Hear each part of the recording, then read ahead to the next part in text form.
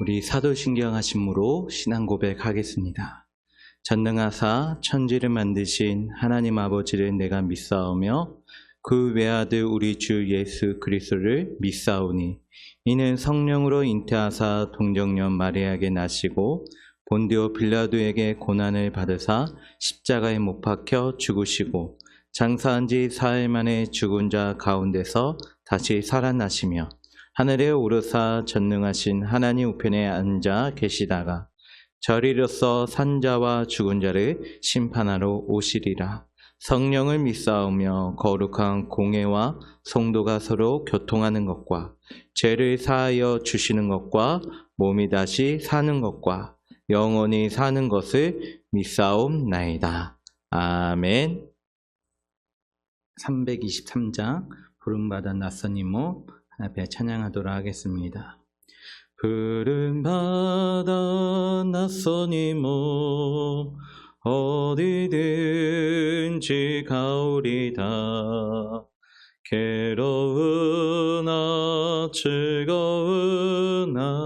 주만 따라가오리니 어느 누가 막으리까. 죽음인들 막으리까. 어느 누가 막으리까. 죽음인들 막으리까. 아골골짝 힘들래도 복음 들고 가오리다. 소돔 같은 거리에도 사랑하고 찾아가서 종의 몸에 지닌 것도 아낌없이 드리리다. 종의 몸에 지닌 것도 아낌없이 드리리라. 존귀 영광 모든 권세 주님 홀로 받으소서. 멸시전대 십자가는 제가 지고 가오리다. 이름 없이 빛도 없이 감사하며 섬기리다. 이름 없이 빛도 없이 감사하며 섬기리다. 아멘. 오늘 하나님의 말씀은 창세기 23장 1절에서 11절 말씀입니다. 창세기 23장 1절에서 11절 말씀.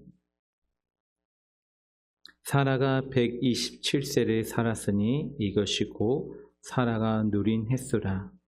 사라가 가나안 땅 헤브론 곧 기랴 아르바에서 죽음에 아브라함이 들어가서 사라를 위하여 슬퍼하며 애통하다가 그 시신 앞에서 일어나 나가서 헷조속에게 말하여 이르되 나는 당신들 중에 나그네요 거류하는 자이니 당신들 중에서 내게 매장할 소유지를 주어 내가 나의 죽은 자를 내 앞에서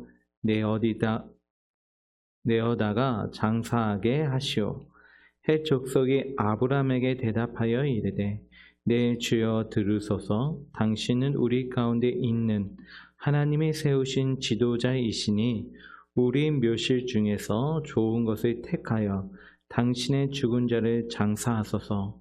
우리 중에서 자기 묘실에 당신의 죽은 자 장사함을 금할 자가 없으리이다.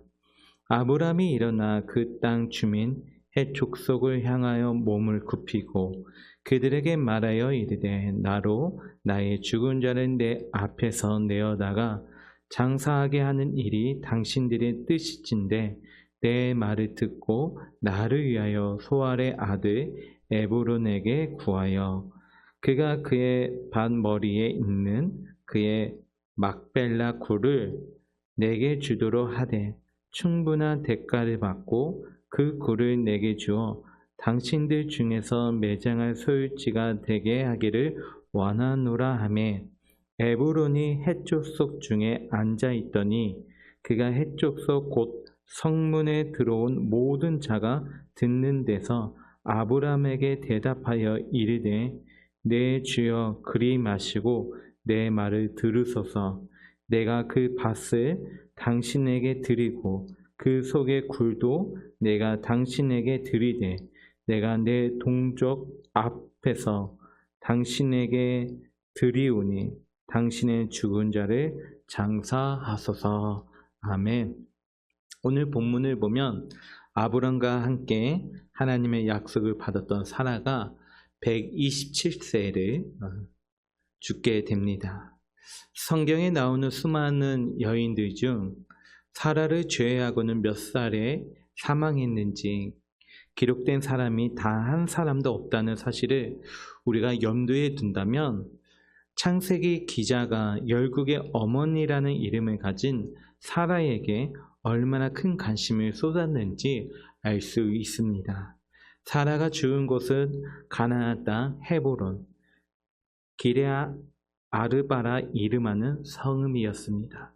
히브리어 원문을 보면 이 부분을 사라가 기레아 아르바에서 곧 가나안 땅 헤브론에서 죽었다입니다. 창세기 기자가 사라가 죽은 곳을 두 번이나 기록하여 강조하는 까닭은 그 당시 풍습과 관련이 있습니다.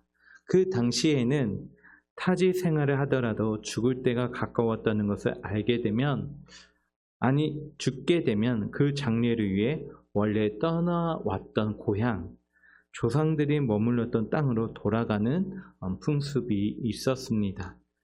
사라가 어떤 원인으로 사망했는지는 모르지만 그러나 보통의 경우라면 사라의 장례를 위해 어떤 방식으로든 떠나왔던 고향으로 돌아가는 동작이 나오는 것은 맞습니다.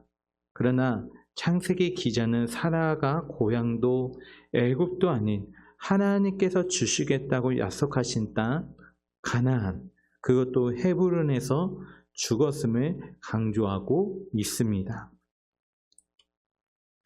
헤브론이 어떤 곳입니까? 일찍이 아브람이 애굽에 돌아온 후 소돔을 택하여 동쪽으로 옮겨갔던 롯과 헤어지면서 터를 잡았던 곳이 헤브론이었습니다. 그리고 나그네로 오신 하나님의 부지 중에 대접하다가 이삭의 탄생 예고를 들었던 곳도 헤브론이었습니다.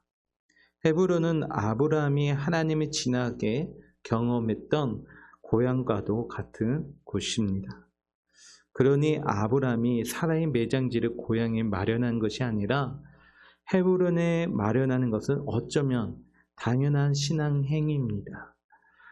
그랄에서도 살았고 브에세바에서도 오래 기간 머물렀던 아브라함이 사라가 죽을 때 헤브론에 머물렀던 것은 오히려 적극적으로 하나님의 약속을 바라보고 그 약속의 실현을 가시화하기 위한 사전 작업을 했습니다. 사라의 죽음과 매장지를 확보하기 위한 아브라함의 노력이 기록된 오늘 창세기 23장이 중요한 까닭은 바로 이 때문입니다. 평소에 매장지를 구할 수 있지 않느냐라고 생각하실 수도 있을 것입니다. 현대 사회보다 훨씬 더 폐쇄적이었던 시족 중심, 부족 중심의 커뮤니티를 이루고 있었던 고대에서는 외지인이 그 지역의 땅을 소유한다는 것은 거의 불가능에 가까운 일이었습니다. 그럴 것이 고대에는 경작지가 매우 중요해서 일반적으로 친족이 아닌 사람에게는 경작지를 팔지 않았기 때문입니다. 나중에 매장지로 쓰려고 한다고 그 지역에 유력한 사람들에게 아무리 외쳐봐야 팔지 않으면 그뿐이었다는 것이죠. 아브람만 헌물을 키게 되고 그 지역에서 실없는 사람이 되고 마는 것이죠. 그러나 지금은 다릅니다. 사라의 죽음을 계기로 누가 보아도 아브람에게 한 뼘에 지나지 않는 땅이지만 매장지가 필요하겠다는 공감대가 형성되었습니다. 지금이야말로 나에게 매장지가 필요하니 팔아달라고 간절하게 요구할 수 있는 때가 된 것이죠. 오늘 이 사라의 죽음과 이어지는 매장지의 매입이 그래서 중요하다는 것입니다. 사라의 죽음은 약속의 땅을 주시겠다는 하나님의 약속을 구체화하는 계기가 되었습니다. 사라는 이 땅을 주시겠다는 하나님의 약속이 조금이라도 이루어지는 것을 보지 못했지만 그 약속을 한 걸음 앞으로 진전시키는 데 크게 기여했습니다. 살아서 이삭을 낳았고 죽어서 매장지를 구매할 수밖에 없게 만드는 역할을 했습니다. 사람은 누구나 태어나면 죽는 것이 정해져 있습니다. 그러나 이 땅 가운데서 어떻게 하루를 살고 그 마지막 숨을 내쉬면서 어떤 죽음을 맞이할 것인지를 저마다의 선택은 달라졌습니다. 우리가 우연히 이 땅에 태어난 것이 아니라면 하나님의 귀하신 뜻을 이루기 위한 소명을 받은 하나님의 백성임을 인식한다면 우리는 살아서나 죽어서나 주님의 것임을 고백하면서 어떤 경우에도 하나님 나라를 이 땅에 실현하는 존재로 살아가야 합니다. 3절 4절에 보니까 그 시신 앞에 일어나 나가서 헷조석에게 말하여 이르되 나는 당신들 중에 나그네어 거류하는 자이니 당신들 중에서 내게 매장할 소유지를 주어 내가 나의 죽은 자를 내 앞에서 내어다가 장사하게 하시오. 아브라함이 자신을 소개하는 말을 뭐라고 얘기하고 있죠? 나그네어 거류하는 자라고 말해주고 있습니다. 쉽게 풀어자면 외국인이요 일시적 체류자라는 거예요. 거주지는 일정하지만 개인 소유의 땅은 없는 사람이라는 뜻입니다. 스스로 낮춰 겸양의 표현을 하고 있지만 실제로 아브라함은 그 말대로 땅 한 뼘 가지지도 못했습니다. 아브라함이 말을 걸었던 헷조속은 히타이드 제국을 건립한 헷조속과는 다른 민족으로 보여집니다. 이들은 팔레스타인 남부 산지에 거주하면서 셈족 계열의 이름을 쓰고 셈족의 문화를 향유하고 있고 헤브론 지역의 토착민들로서 이 일대에 상당한 땅을 소유하고 영향력을 행사하는 부족이었던 것 같습니다. 셈족이었던 아브라함과도 통행 없이 대화했던 것으로 보여주고 있습니다. 6절은 매장지를 팔라는 아브라함의 요청에 대한 헷족속 전체에 답을 하고 있습니다. 내 주여 들으소서 당신은 우리 가운데 있는 하나님이 세우신 지도자이시니 우리 묘실 중에서 좋은 것을 택하여 당신의 죽은 자를 장사하소서. 우리 중에서 자기 묘실에 당신의 죽은 자 장사함을 금할 자가 없으리이다. 헷족속이 아브라함을 내 주라고 부릅니다. 상대를 높여 A를 갖추어 표현할 때 이 표현을 쓰기도 했지만 대체로 유력자나 왕을 지칭할 때 사용했던 호칭이었습니다. 헷조석이 이 호칭을 아브라함에게 사용했던 것만 보아도 이어지는 말대로 하나님이 세우신 지도자로 인정받는 것만 보아도 아브라함이 헤브론 지역에서 살면서 그들에게 끼쳤던 영향력이 꽤 컸다는 것을 짐작할 수 있습니다. 하나님을 모르는 이방인들이 보았던 아브라함의 일상이 매우 존경받을 만한 결실한 삶을 살고 있었다는 말이죠. 그렇지 않았다면 헷조서 전체가 개인 자격의 아브라함을 상대해 줄 만문합니다. 성도는 이처럼 하나님 믿지 않는 주변 사람들에게조차 인정과 존경을 받는 삶을 살아야 합니다. 사회 안에서 건강한 소통 능력과 실력을 가지고 이 시민사회 속에서 일정한 역할을 감당하며 인정과 존중을 받을 수 있어야 합니다.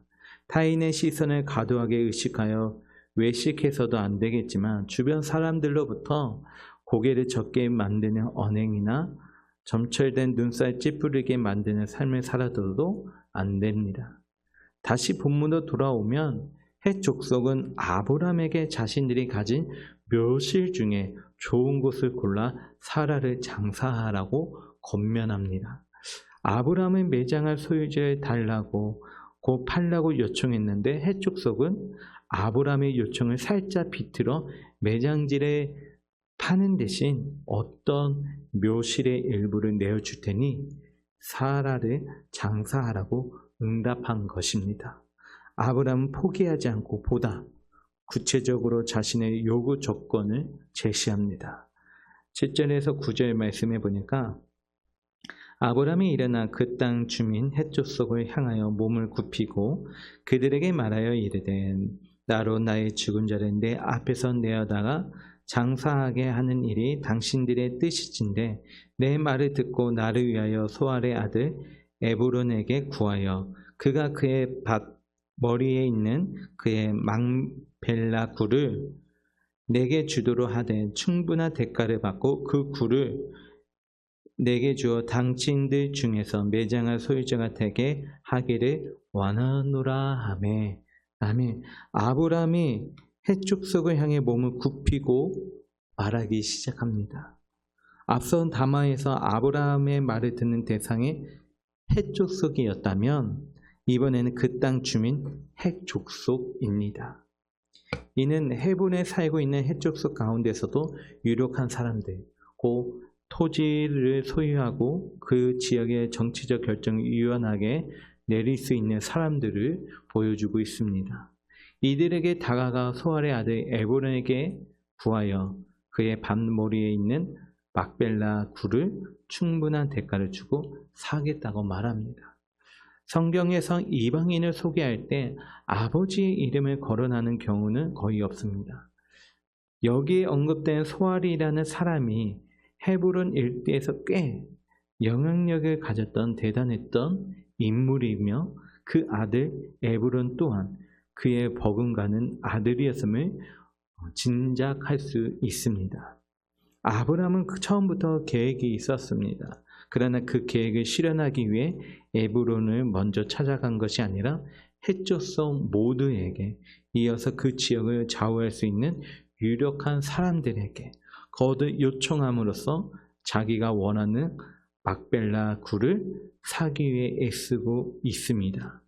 그리고 이때 에브론이 등장합니다. 10절 11절 에브론이 헷 족속 중에 앉아있더니 그가 헷 족속 곧 성문에 들어온 모든 자가 듣는 데에서 아브라함에게 대답하여 이르되 내 주여 그리 마시고 내 말을 들으소서. 내가 그 밭을 당신에게 드리고 그 속의 굴도 내가 당신에게 드리되 내가 내 동족 앞에서 당신에게 드리오니 당신의 죽은 자를 장사하소서. 에브론은 헷 족속의 지도자들의 중재를 기다리지 않고 직접 나서서 답변하기 시작합니다. 주변을 의식하지 않고 나서서 직접 말할 만큼 유력한 사람이었음을 오늘 본문은 잘 드러나고 있습니다. 내 소유를 막해하기 위함이 아니라 하나님의 약속이 성취되는 것을 소망하며 끝까지 가지고 가야 할 것들입니다. 아브라함에게 막벨라 굴이 그러했고 마태복음 13장의 진주 장사에게는 무엇과도 바꿀 수 없는 값진 진주가 그러했습니다. 이처럼 하나님과 하나님의 약속은 무청이나 소중한 신앙인은 어떤 희생과 손해를 감수하고서라도 약속이 이루어진기를 소망하며 자신이 할 수 있는 한 최선의 삶을 경주하기 마련입니다. 눈을 들어 시선을 하나님께 고정하는 사람, 자신을 도우시는 신실하신 하나님의 은혜를 갈망하는 사람이어야 이런 삶을 살아갈 수 있습니다. 이런 마음 없이 그저 이 땅에서의 안위만을 위해 내 소유의 많음을 위해 살아간다면 되돌아보아야 합니다. 오늘 나에게 막벨라 굴은 과연 무엇입니까? 하나님의 나라를 위해 새롭게 마련해야 할 땅과 결별해야 할 조상의 땅은 어디입니까? 또 죽음 앞에서 우리가 후손들 앞에서 보여줄 수 있는 소망의 메시지는 무엇입니까? 아브라함이 막벨라 굴을 사는 오늘의 본문을 우리 시간 깊이 묵상하면서 하나님의 뜻에 더욱더 가까워지는 그런 삶을 살아가는 저와 여러분들이 되게 주님의 이름으로 축원합니다. 기도하겠습니다. 하나님 아버지, 살아서나 죽어서나 우리 주님의 것임을 기억하며 우리의 하루하루를 통해 하나님 나라를 대망하며 실현해 나가기를 원합니다. 오늘 본문에 사라의 매장지를 구하며 하나님의 약속이 이루어질 것을 믿음으로 바라보고 그 첫걸음으로 막벨라 굴을 구입했던 아브라함의 노정을 보면서 오늘 우리가 걸어가야 할 믿음의 길을 흔들리지 않고 걸어가도록 힘을 주시옵소서. 나로부터 시작된 하나님의 뜻과 계획의 성취를 위해 온전한 하나님의 도구로 살아가는 오늘을 되게 해주시고 이 세상 가운데서도 하나님의 이름을 드높이는 존재로 살 수 있도록 하나님 인도해 주시옵소서. 예수님의 이름으로 기도합니다. 아멘. 하늘에 계신 우리 아버지여, 이름이 거룩히 여김을 받으시오며 나라에 임하옵시며 뜻이 하늘에서 이룬같이 땅에서도 이루어지이다. 오늘날 우리에게 이러한 양식을 주옵시고 우리가 우리에게 죄 지은 자를 사하여 준 것 같이 우리 죄를 사하여 주옵시고 우리를 시험에 들게 하지 마옵시고 다만 악에서 구하옵소서. 대개 나라와 권세와 영광의 아버지께 영원히 있사옵나이다. 아멘.